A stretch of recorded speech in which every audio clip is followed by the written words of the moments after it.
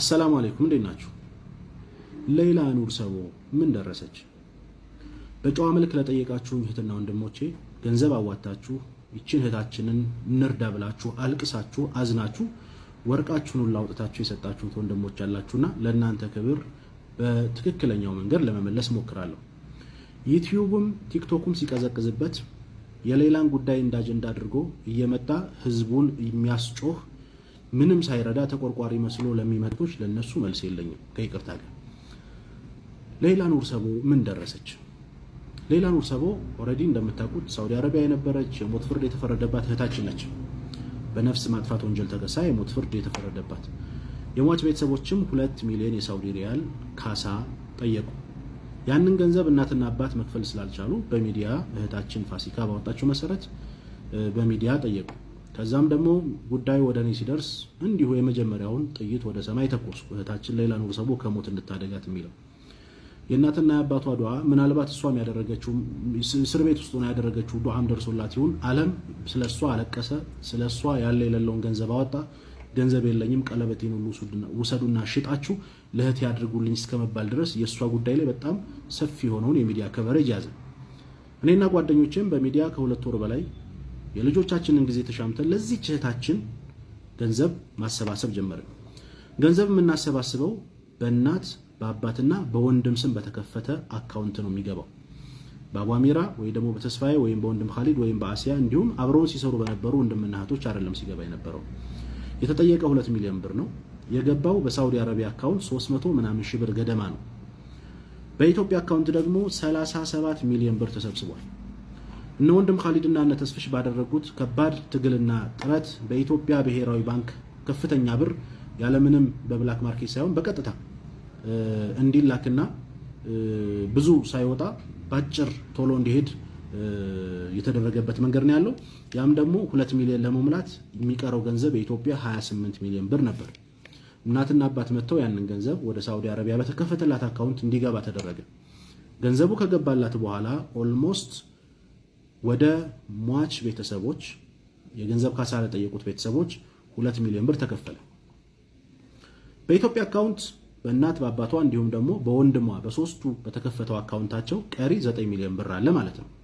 እሱን ያው አላህ ፈቅዶላት እህታችን በሰላም ከወጣች የምትገለገልበት ይሆናል። 12 ዓመት አካባቢ ታስራለች። ብዙ መስዋዕትነት ከፍላለች።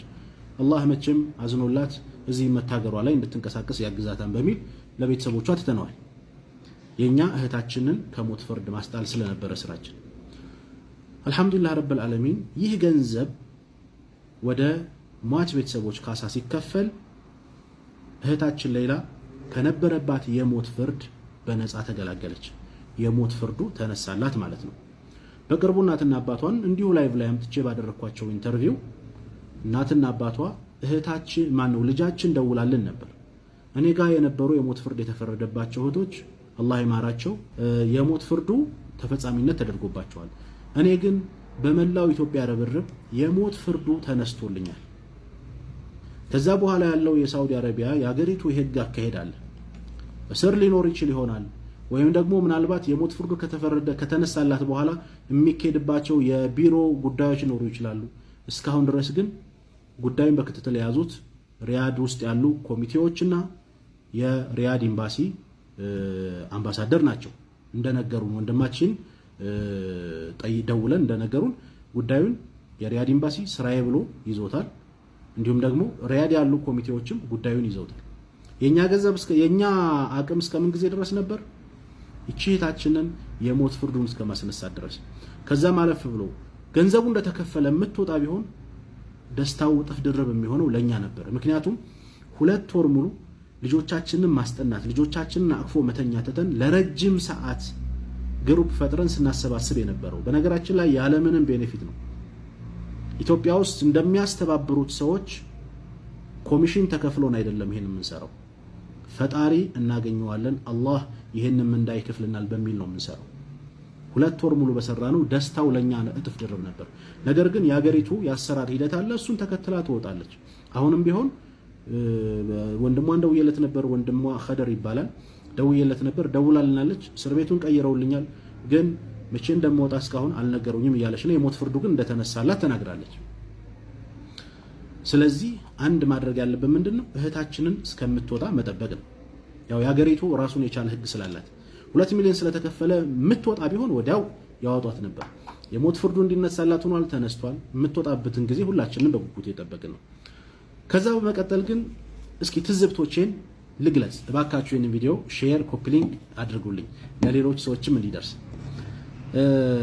ይሄ በፖለቲካውም በሃይማኖትም ጉዳይ በተለያየ ጉዳይ ላይ ኔጋ አሳካራ የገቡ ሰዎች አሉ እንደምታውቁት።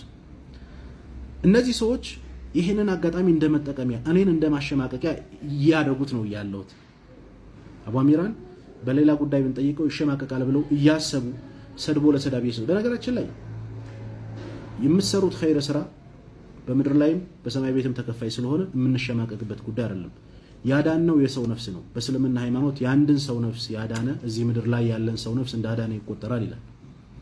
በመቀጠል በፖለቲካም በተለያየ ኬዝ አንተ የምጠላይ ሰው ዳይሬክትሊ ና እኔን ፊት ለፊት አናገረኝ እንጂ ኢንዳይሬክትሊ በሌላ ጉዳይ የሌላ ጉዳይ ገንዘብ ተበላ፣ አቡ አሚራ በሌላ ጉዳይ አፓርታማ ገነባበት፣ አቡ አሚራ ፎቅ ሰራበት የሚሉ በጣም ብዙ ኮሜንቶችን እያየሁ ነበር።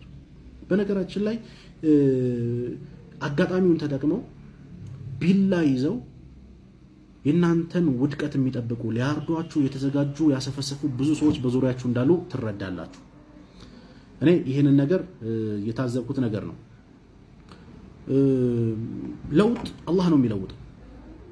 ሰውን ከፍ የሚያደርገው የሚያሳድገው ቁም ነገር ደረጃ የሚያደርሰው የህንፃ ባለቤት የሚያደርገው የመኪና ባለቤት የሚያደርገው አላህ ነው። ለውጥህን የሚጠሉ ሰዎች ይኖራሉ። አዎ የሚወዱልህ ሰዎች እንዳሉ ሁሉ የሚጠሉ ሰዎችም አሉ። እኔ ግን በተለይ የአረብ ሀገር እህቶች ረጅም ሰዓታችንን ለእናንተ አይደለም የታመመች ያው መቼም እንደመመጻደቅ አይደለም፣ ይህንን ለማስታወስ ያክል ነው። በቤሩት በማን ነው በጆርዳን ልትገደል የነበረችን እህት እንዴት አድርገን እንዳወጣናት፣ የተያመሙትን ኩላሊት ፌል ያደረገባቸውን በጣም ብዙና ብዙ እህቶቻችንን በተለይ በአረቡ ዓለም ያሉ እህቶቻችንን ለመርዳት ስማቸው ከሚጠሩ ሰዎች መካከል ቅድሚያ አቡ አሚራና ጓደኞቻቸው ናቸው። ረጅም ጊዜ ለእህቶቻችን ስንውል የሚከፈለን ነገር ኑሮ አይደለም። ይሄን ነገር ታሳቢ አድርጉ። የሀገር ልጅ ነው፣ ወንድማችን ነው፣ የሚዲያ ታዋቂነቱን ተጠቅሞ ያግዘኛል ብለው ስለሚያስቡም ነው አቡ አሚራ ብለው የሚመጡት። ኮመንት እያየው ነበር የሆነ ፖስት ላይ ሁለተኛ በሚዲያ ቢመጡ ማንም እጁን እንዳይዘረጋ የሚል ኮመንት አይቻለሁ። እውነት ለማውራት እኛም በሚዲያ አንመጣም እርዳታ ብለን፣ እናንተም ደግሞ አስረዱን ወይ ደግሞ አግዙን ብላችሁ አትምጡ። ምክንያቱም መልካም ሰርተን እንደገና ደግሞ እኛኑ ቆልምሞ እኛኑ አዙሮ የሚሳደብ ሰው ጋር ከባድ ነውና እኔ ይሄ ግር ብሎ በኮመንት የሚዘላለፍ የሚሰዳደብ አንዱ ለምሳሌ የሆነ ነገር ከጻፈ እሱን ተከትሎ አኺ ነገ ጧት አላህ Subhanahu Wa Ta'ala የሆነ ነገር አጥፍታችሁ ይቅርታ ከጠየቃችሁኝ እኔ ይቅር እላችኋለሁ ብሏል። አንድ ነገር ግን ይቅርታ የላችሁ አላህ Subhanahu Wa Ta'ala ምንድነው? የሰው ሐቅ ነው። የሰደበ የዘለፈ ያዋረደ የቀማ የሰረቀ በሰው ሐቅ ጉዳይ ላይ አንድ ሰው መጥፎ ነገር ሲደረግ ሰውየው ራሱ ይቅር ካላለ አላህ ራሱን ያልምራችሁም ብሏል። ነገ ጧት ስንቱን አስቀይማችኋል በማታውቁት ነገር፣ በመረጃ ባልተደገፈ ነገር ስንት ወንድማቻችሁን ተሳድባችኋል። ከዚህ ስራችሁ ልትቆጠቡ ይገባል። አላህን ልንፈራ ይገባል። እህታችን ሌላን አላህ በሰላም ያውጣና ደስታችን እጥፍ ድርብ ይሁን። ከዛ በተረፈ አልহামዱሊላህ ረብል ዓለሚን ፎቅም እየገነባሁ ነው። አፓርታማም በአዲስ አበባ በኮምቦልቻ እንትን እያልኩ ነው። ትላንት ከነበርኩበት ህይወት ወጥቼ ዛሬ የተሻለ ህይወት ላይ ነው ያለሁት። ይሄ ደግሞ አላህ ቀጥሎ የእናቴ አባቴ ዱዓ ነውና አላህ Subhanahu Wa Ta'ala እናትና አባቴን አላህ ያቆይልኝ። ነገ ጧት ከዚህ የተሻለ ከፍ እንደምል አልጠራጠርም። ሰማይና ምድር የፈጠረ አላህ ጌታዬ የኔን ህይወት አይለውጥም የሚል ኢማን የለኝም። ስለዚህ አላህ Subhanahu Wa Ta'ala ብዙ አለው፣ ብዙ ነገር ማድረግ ይችላል። ለከሌ እንደሰጠው ለኛም ስጠን ብንል ሁሉም ሰው የተበደረሰ ግን መገዝገዝ መጣል ወደ ኋላ ማጎተተኛ ስራ ሆኗል። አላህ ይጠብቀን። ሳታውቁ ለተናገራችሁ አፉ ብያለሁ። ሰላም አለይኩም።